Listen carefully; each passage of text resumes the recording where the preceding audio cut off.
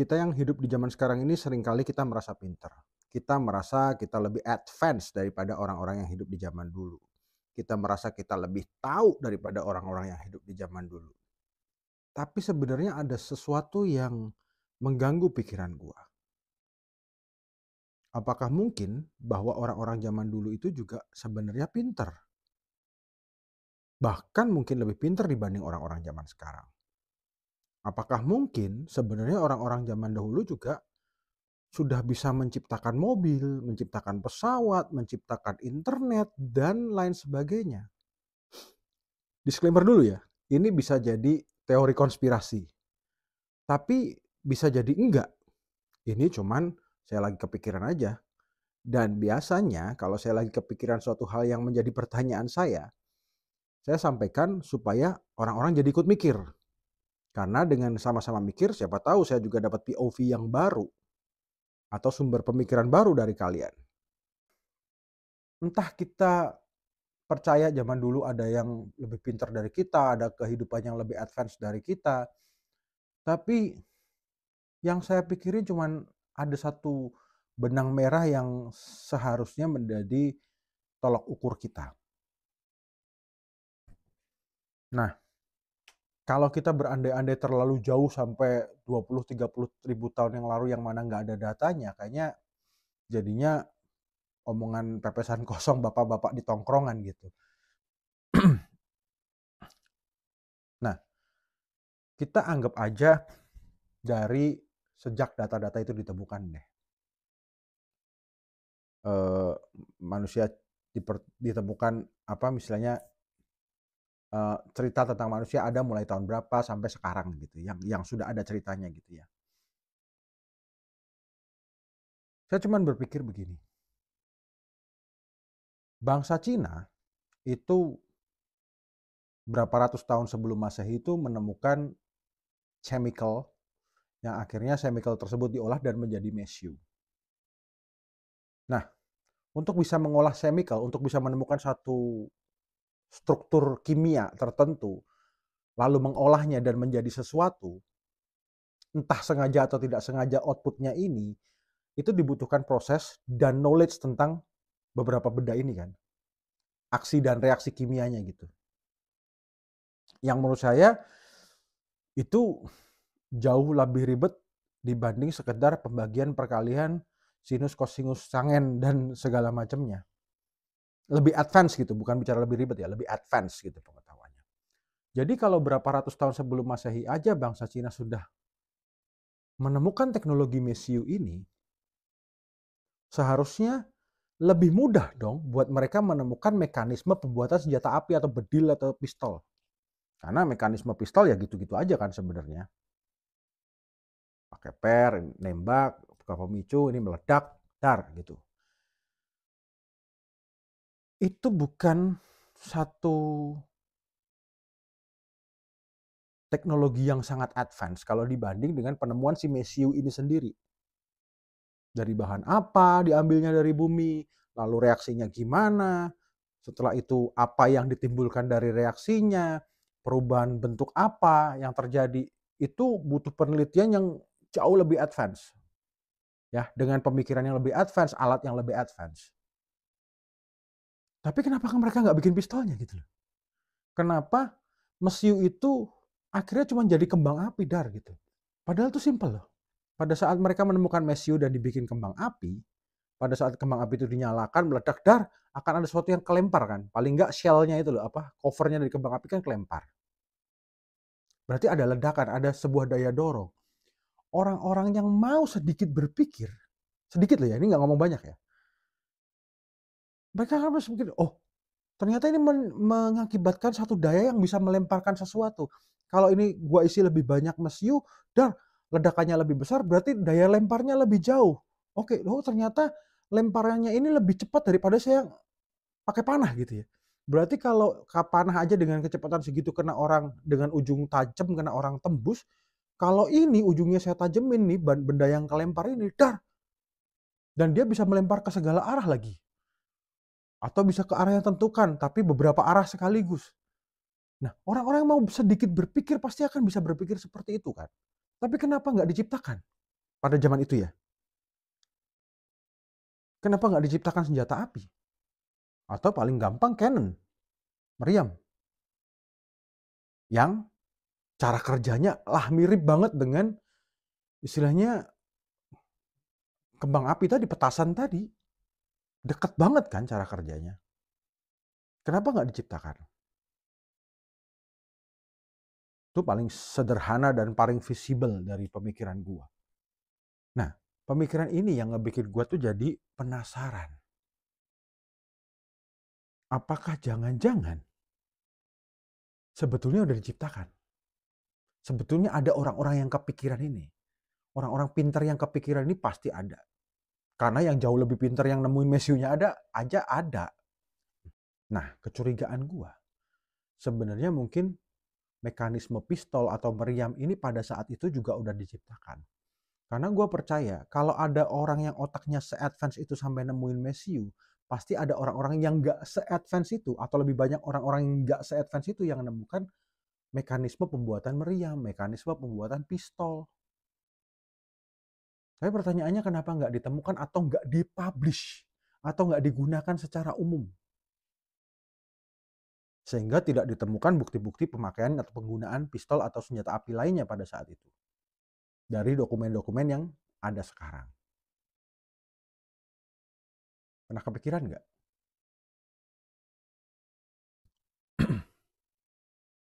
Apa jangan-jangan orang-orang zaman dulu itu lebih bijaksana dibanding kita yang hidup di zaman sekarang?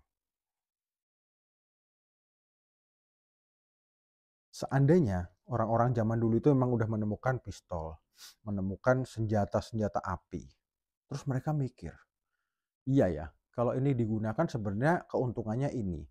Tapi masalahnya kalau ini digunakan dan dikembangkan sedemikian rupa, ini nanti bisa jadi senjata pemusnah massal yang kalau digunakan untuk berperang tidak hanya membunuh musuh, tapi sekaligus juga merusak alam di sekitarnya tempat terjadinya medan perang tersebut. Misalnya, kalau saya bikin cannon dan saya perang, saya tembakin cannon itu ke musuh saya, dar jatuh di musuh saya yang sembunyi di tengah hutan, berarti nggak cuma musuh saya yang mati, pohon hancur, tanaman binatang yang ada di sekitar hancur. Jadi mungkin karena pertimbangan-pertimbangan itu, penemuan-penemuan yang advance ini tidak digunakan. Bahkan menurut salah satu artikel yang saya baca, mesin close combustion engine yang sekarang dipakai untuk mesin itu sebenarnya udah ditemukan oleh salah satu bangsa di Asia gitu ya, saya lupa tepatnya. Salah satu bangsa di Asia itu sekian ratus tahun sebelum Masehi. Lah, kalau dia sudah menemukan konsep dari close combustion engine ini, masa iya mereka nggak punya waktu sekian ratus tahun nggak bisa mengembangkan untuk jadi benar-benar mesin? Teknologinya ada, dasar teknologinya ya. Materialnya ada, tapi kenapa nggak dikembangkan sampai dipergunakan secara umum? Karena kalau dipergunakan secara umum pasti tertulis dong di data. Kita bisa lihat sekarang, oh berarti mobil udah ditemukan tahun 300 sebelum Masehi digunakan oleh masyarakat negeri ini gitu. Tapi ternyata kan nggak ada. Berarti kesimpulannya nggak digunakan secara umum.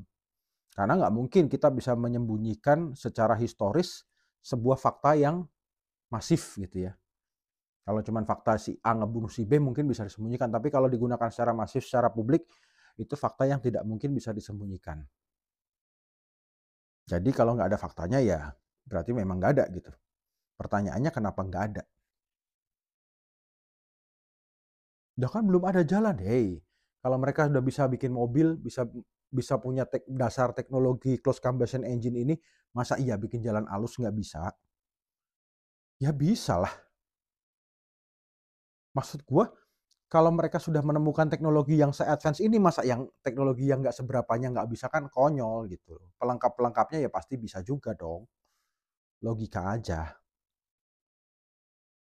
Kalau mereka bisa bikin uh, Candi Borobudur atau situs megalitikum lainnya, yang nggak cuma di Indonesia ya, di luar negeri juga ditemukan sebuah gua yang para ahli arkeolog percaya itu 90% buatan manusia, padahal itu gua umurnya udah ribuan tahun yang lalu. Kalau mereka bisa bikin mega proyek sebesar itu, masa iya mereka nggak punya teknologinya? Ya pasti ada. Kalau teknologi se-advance itunya ada, ya masa teknologi yang di bawah-bawahnya nggak ada? Ya pasti ada kan. Kalau misalnya mereka kayak misalnya kita ngomong bangun piramid deh salah satu contohnya. Itu batunya ambil dari mana, caranya bawa gimana, naiknya gimana kan susah dijelasin sampai sekarang. Tapi kenapa bisa terjadi? Karena ya memang ada sesuatu yang teknologi yang kita belum tahu sekarang. Cara mereka komunikasi satu sama lain gimana. Bukan komunikasi ngobrol adep-adepan loh ya. Yang dari atas ke bawah itu, misalnya ada mandornya di puncak piramid gitu ya. Dia ngobrol sama kuli-kuli yang di bawahnya itu, memberi komennya gimana, komen lainnya. Masa, bro, ngomong sama yang bawah, ngomongin sampai bawah beda ceritanya pasti. Kalau caranya kayak tepok punggung gitu. Ya dong, harus ada komunikasi efektif antar setiap line of production kan. Sedangkan kita di pabrik yang sekuplek aja kita pakai intercom. Lah apalagi di site yang sebesar itu. Gimana coba bayangin cara mereka komunikasi secara efektif? Ya pasti ada, nyatanya jadi barangnya. Nah, oke, kita balik lagi. Jadi yang menarik pemikiran gua adalah sekali lagi mungkin orang-orang zaman dulu sengaja tidak menggunakan itu secara umum, sengaja tidak mempublish secara umum supaya bisa digunakan umum karena mereka punya kebijaksanaan. Kebijaksanaan supaya apa yang mereka ciptakan itu seandainya berpotensi merusak, itu ya mending nggak usah. Beda dengan orang-orang zaman sekarang, apalagi masa-masa pasca masa industrialisme. Masa industrialisme yang digaungkan dari dunia barat itu udah beda banget. Pasca masa itu, dunia barat ini menggaungkan sistem kolonialisme, kapitalisme, dan segala macam, orang-orang jadi seperti itu. Trennya mereka jadi seperti itu, pola berpikir mereka jadi seperti itu. Mereka nggak lagi peduli soal kebijaksanaan, apakah penemuan gua akan banyak manfaatnya untuk masyarakat orang banyak atau tidak, akan merusak atau tidak, as long as it makes money for me, sebar. Supaya makes money. Karena sekali lagi kapitalisme itu. Bahkan ada salah satu film Amerika gitu, yang penggalanya saya pernah nonton. Jadi ada orang yang menawarkan, oh ini kulkas, ini mesin cuci, ini gini. Dia menawarkan itu ke khalayak yang pada saat itu belum mengerti tentang semua itu ya. Akhirnya respon dari orang-orang adalah, lah ngapain gue beli alat itu supaya gue nggak nyuci baju lagi, mesin cuci gitu ya. Ngapain gue beli alat itu supaya gue nggak menyuci baju lagi, tapi gue kerja supaya gue bayar listriknya untuk ngidupin alat itu. Tadinya fisik gue gunakan untuk mencuci, ya kan? Tapi sekarang karena ada mesin cuci, saya nggak perlu menggunakan fisik saya untuk mencuci. Tapi toh saya harus kerja supaya saya bisa bayar listrik, supaya listrik tadi menghidupkan mesin cuci itu saya juga kan. Jadi intinya saya ujung-ujungnya kerja-kerja juga kan, just on the different direction kan. Yang tadinya saya mungkin merasapi ya, uang saya ya udah saya pakai untuk beli makan saya, hidup saya segala macam ya. Sekarang saya merasapi uangnya sebagian saya bayarkan ke penyedia listrik supaya dia menyediakan listrik untuk menghidupkan mesin cuci saya. Itu sesuatu yang menyentil sebenarnya bahwa ternyata effortnya sama aja. Cuman para kapitalis ini mendrive kita supaya kita kerja untuk mereka. Penciptaan-penciptaan yang ditemukan zaman sekarang itu nggak peduli seberapa destruktifnya, itu ternyata diciptakan oleh para kapitalis untuk mendrive orang-orang supaya bekerja untuk mereka, menghasilkan uang untuk mereka. Sementara orang zaman dulu, ya mungkin hanya segelintir orang yang begitu, nggak semuanya. But anyway, Dari semua yang gue sampaikan tadi, faktanya kita tetap hidup di zaman modern, kita tetap hidup di zaman kapitalis. Jadi kita tidak bisa menggunakan itu untuk menyesali, aduh kenapa ya harus begini, kenapa yang harus begitu. Nyatanya lu hidup di dunia yang seperti itu. Jadi solusinya adalah make money. Ya karena memang kita hidup di zaman sekarang di mana semua butuh uang ya. Jadi ya memang kita harus make money. Tapi paling tidak jangan mau dibodohi oleh kapitalisme yang nggak perlu. Yang nggak perlu itu apa? Ya beda-beda setiap orang. Menurut gua, yang nggak perlu. Tas Hermes yang dari kulit buaya. Karena untuk setiap tas harus ada satu buaya yang terbunuh kan. Nyawa tuh buaya hilang sia-sia hanya karena gua buat gengsi gua. Yang mana untuk ngejaga gengsi gua aja gua harus bayar sekian ratus juta ke sebuah perusahaan pencetak tas gitu. Jadi effort gua untuk nyari duit sekian ratus juta itu gua buang, ya kan, ke Hermes ini yang nggak ada faedahnya buat gua. Maksudnya setelah uang gua kasih ke mereka, terus apa gitu loh. Feedbacknya buat gua kan cuma tas ini tadi kan. Sementara tas ini tadi pun bahannya dari buaya tak bersalah yang tiba-tiba dibunuh demi diambil kulitnya ini loh.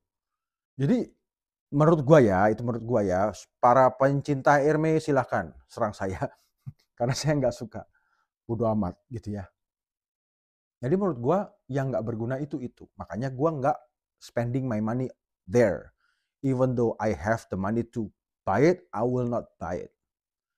Nah, menurut kalian apa yang nggak berguna? Ya, boleh tulis di kolom komentar atau kalian pendam dalam hati. Terserah, tapi intinya hal-hal yang nggak berguna itu sebenarnya tipuan kapitalis untuk kita.